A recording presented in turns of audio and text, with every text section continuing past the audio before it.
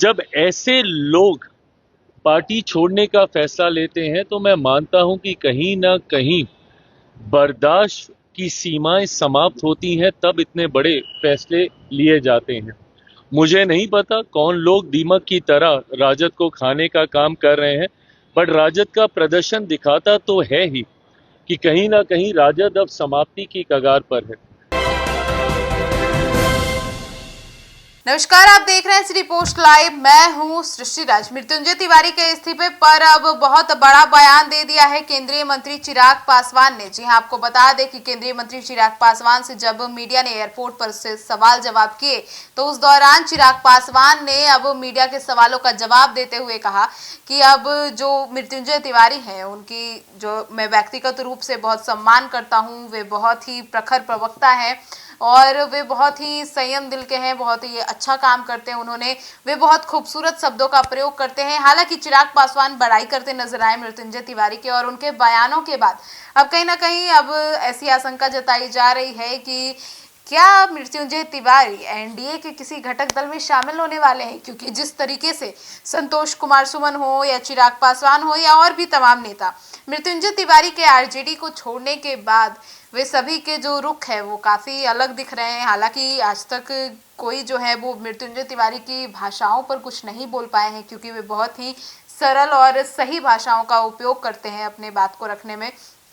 और इन्हीं तमाम बातों को जो है वो चिराग पासवान भी रखते आए हैं कि इतने वक्त तक आखिर आरजेडी में कैसे रह लिए मृत्युंजय तिवारी, और भी तमाम चीज़ें। उनके इस्तीफे के बाद अब सवाल भी उठ रहे हैं कि आखिर क्या कुछ नाराजगी है, क्या है पूरा कारण, यह भी पता चले।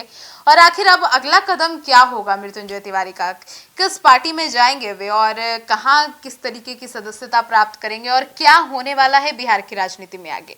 पर पहले जिस तरीके से चिराग पासवान ने मृत्युंजय तिवारी को लेकर अपना बयान दिया है वो चर्चा का विषय बन गया। सुनिए क्या कुछ कहते नजर आए केंद्रीय मंत्री चिराग पासवान। देखिए, मैं मृत्युंजय जी का व्यक्तिगत तौर पर मैं बहुत सम्मान करता हूं। उन्होंने एक ऐसे दल का संरक्षण करने का खूबसूरत शब्दों में हमेशा प्रयास किया जो कि कई बार आसान नहीं था। उसके बावजूद राजद जैसे दल के साथ मृत्युंजय तिवारी जी जैसे सभ्य स्वभाव के व्यक्ति, जिन्होंने हमेशा राष्ट्रीय स्तर पर पार्टी की बातों को बहुत ही सभ्य तरीके से रखने का कार्य किया, जब ऐसे लोग पार्टी छोड़ने का फैसला लेते हैं तो मैं मानता हूं कि कहीं ना कहीं बर्दाश्त की सीमाएं समाप्त होती हैं, तब इतने बड़े फैसले लिए जाते हैं। मुझे नहीं पता कौन लोग दीमक की तरह राजद को खाने का काम कर रहे हैं, बट राजद का प्रदर्शन दिखाता तो है ही कि कहीं ना कहीं राजद अब समाप्ति की कगार पर है।